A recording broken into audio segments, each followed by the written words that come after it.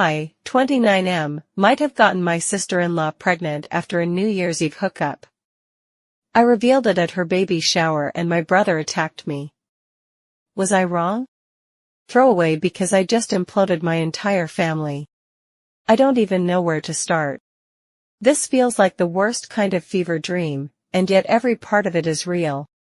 The looks, the silence, the screaming, none of that was imagined. So here's the whole story. Judge me if you want. My brother Eric, 32M, and his wife Kelly, 31F, hosted a New Year's Eve party this past year. It was your typical boozy family and friends affair. Music blasting, too much wine, cheap champagne, dumb hats, countdowns shouted by the already slurring. Everyone was in a good mood. Things got wild, people were dancing in the living room and playing card games in the kitchen. I even caught my brother doing karaoke with one of Kelly's college friends, completely off-key. Eric always did know how to throw an awesome party. It was a great night, until it wasn't. Just after midnight, I saw Kelly storming off upstairs. She looked pissed. A couple of minutes later, I saw what had set her off. Eric, visibly drunk, was leaning in way too close to his high school ex, Lisa. She looked guilty, and he looked smug. They were kissing. Nothing intense, just a slow, deliberate, drunken kiss in the hallway like it was 2008 again. No one else seemed to notice. I didn't know what to do, but my body acted on impulse. I followed Kelly to see if she was okay. I found her on the upstairs balcony crying quietly, face red, mascara starting to streak. I called out her name. She didn't move, didn't even look at me at first. I sat beside her. I said. That's all it took. She crumbled. Of course you did, she whispered. He always does this. Always. And I always forgive him. I didn't know how to respond. This was not the first time Kelly had caught him in a questionable situation. Her demeanor this time around was odd to me. Kelly was no shrinking violet. I was surprised she hadn't marched over to them, pulled that woman off her husband, and gave them both black eyes. It's happened so many times before I've lost count. As I look at her now, I see a defeated, broken look in her eyes, and I think to myself, maybe she's just tired of fighting. We sat there in silence, the cold air nipping at us, fireworks cracking in the background. The buzz of the many drinks I had all night rocking me into a seductive embrace. I should have walked away. I should have said nothing. Instead, I touched her hand. She didn't pull away. In fact, she leaned into me. Her breath was warm, smelling faintly of wine. One thing led to another. I honestly don't remember how we went from that moment to the guest bedroom. Everything is fragmented. Her pulling me by the shirt, the door clicking shut, her mouth on mine, fireworks exploding in the background, someone screaming a name down the hallway. Mine? Hers? My brother's? I remember her smiling at me, almost laughing. I remember heat, movement, her hand in my hair, and her whispering, just this once. I woke up the next morning in the guest bedroom. My head pounding, completely naked and alone. I got up gingerly in search of my clothes. I found them in a heap next to the door. I groaned in pain. My mind was fried, but one question kept repeating over and over in my head. What the hell had happened last night? I left the room in search of answers. The house was a disaster. Red Solo cups everywhere, half-eaten food on every surface. I heard voices downstairs and found my brother and Kelly in the kitchen, casually cleaning like it was any old Sunday morning in suburbia. They were talking again. Laughing, even. A flash of a memory came to me. My brother, with his ex, and Kelly being pissed. They looked fine at the moment, so I guess they reconciled. They greeted me as I walked into the kitchen. Eric was in a particularly chipper mood. You ever meet one of those people who never got a hangover? Well, my brother was one of those jerks. As I sipped the coffee handed to me, the fog in my head started to clear. Soon, a hazy vision came to me. Me and a red-haired woman. I couldn't see her face. The position we were in wouldn't allow it. But she had a tattoo on her shoulder of a sunflower just like. I nearly choked on my coffee. Kelly? Did I sleep with Kelly last night, or was it a twisted dream? I remember the being on the balcony but very little else. I needed to get to the bottom of it. I tried to talk to Kelly that afternoon. I pulled her aside in the hallway and whispered, "We need to talk about last night."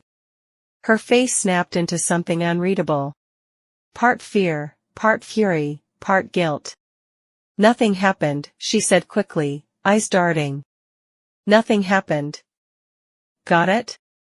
I wanted to argue, but I saw something in her eyes that stopped me cold. Guilt.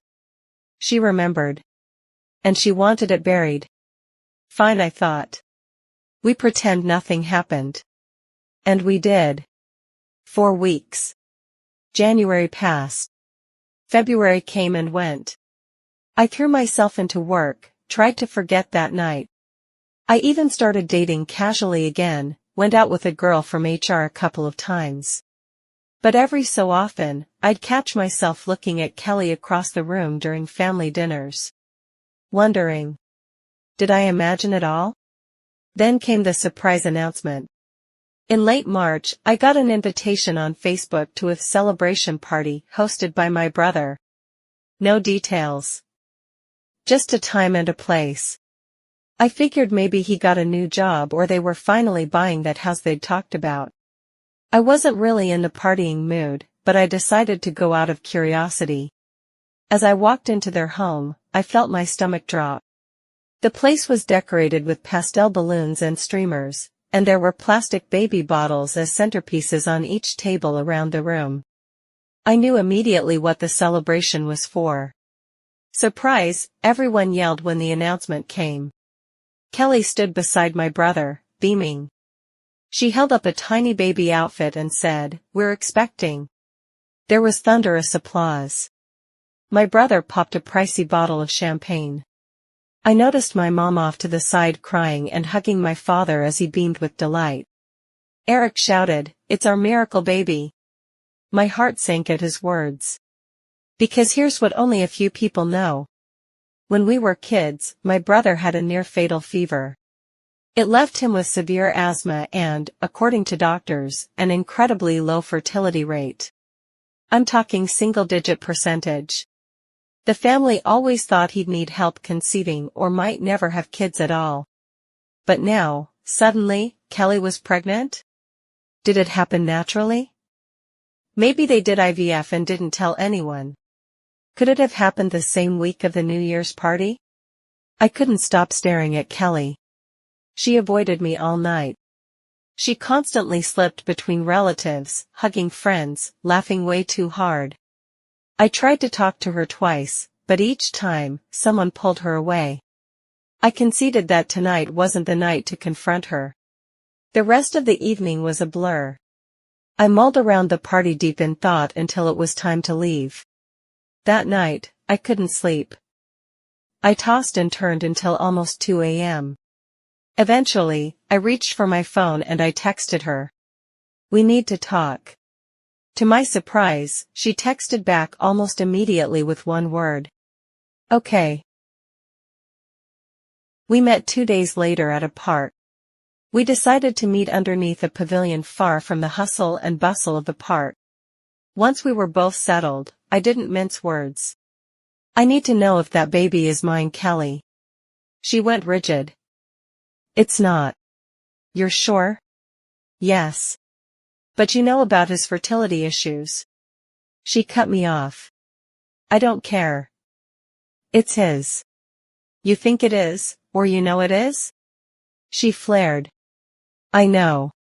Don't do this. Don't ruin everything." That night, whatever happened, it was a mistake. A drunk mistake. And it's over. I begged her to be honest. I told her I wasn't trying to hurt anyone, but I needed the truth. "You're going to blow up our family over a maybe," she hissed. You have no proof. And this baby is his. I'm telling you that. Let it go. Her words hit me hard. She was right. Was I ready to ruin lives over a hunch and a selfish pursuit of the truth? My silence stretched on. She got up slowly and gave me a pleading look. Just let it go, please. She walked away without another word. I sat there on the park bench, staring after her, feeling more hollow than I ever had in my life. Weeks passed. Then months. I watched Kelly's bump grow. Saw my brother post maternity photos online. I watched him build a crib, brag about being a dad. And all the while, I couldn't stop thinking, that might be my kid. I couldn't sleep. Couldn't focus. It was guilt, confusion, and this gnawing primal need to know. Then came the baby shower. For the first time in a long time my mind was clear. I was on a mission. I'd reached my breaking point. I decided, stupidly maybe, that if Kelly wouldn't give me answers privately, I'd force the truth out in public. I waited until the end of the shower, when people were gathered around for cake and sentimental speeches were being made. My brother was thanking everyone for coming, hand on Kelly's belly, grinning ear to ear. And I snapped. I need to say something, I said, raising my hand. The room went quiet.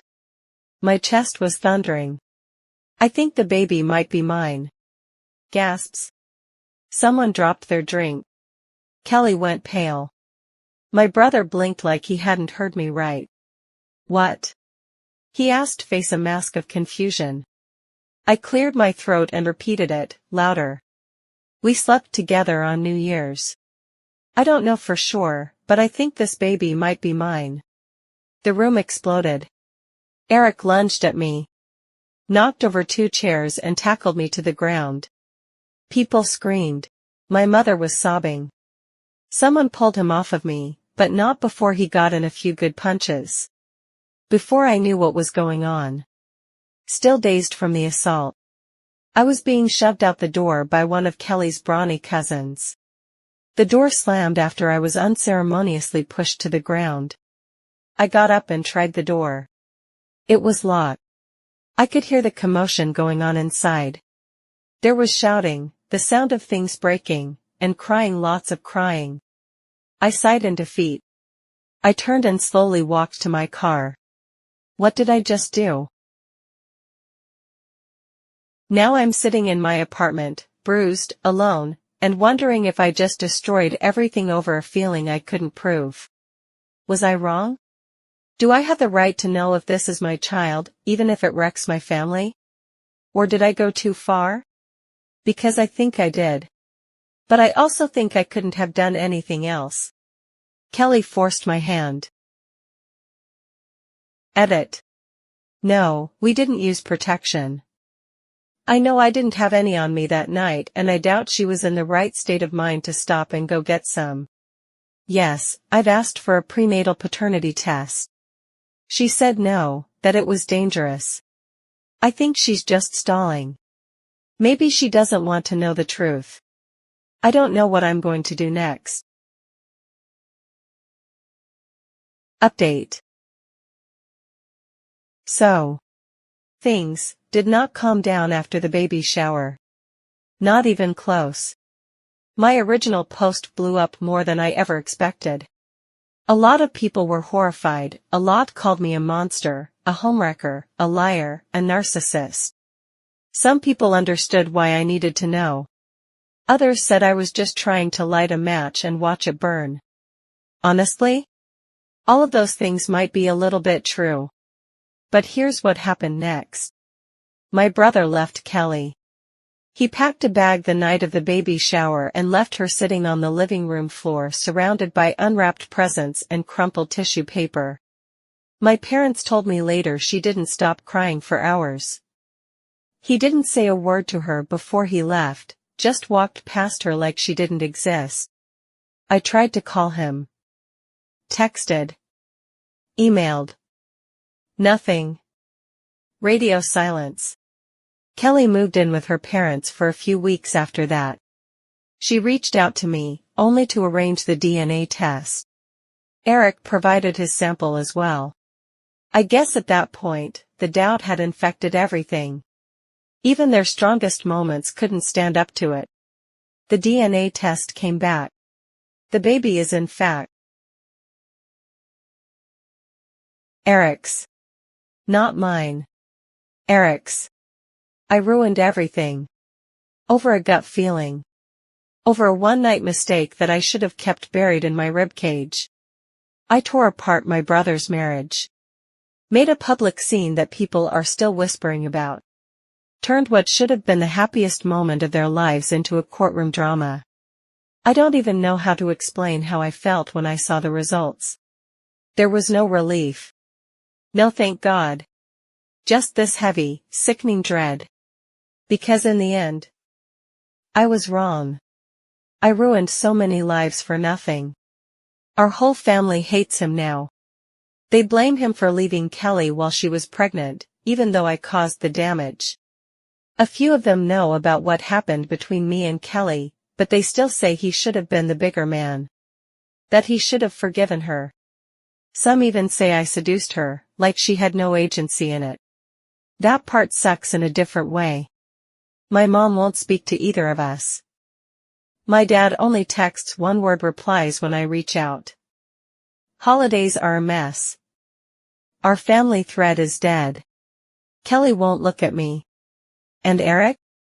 Still not talking to me. I've tried. I wrote him a letter.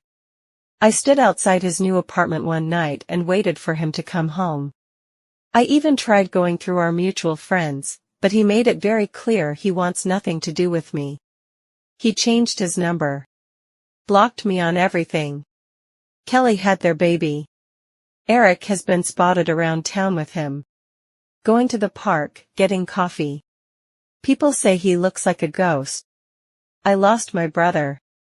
I lost my best friend. And the thing is, I don't blame him. I messed up royally.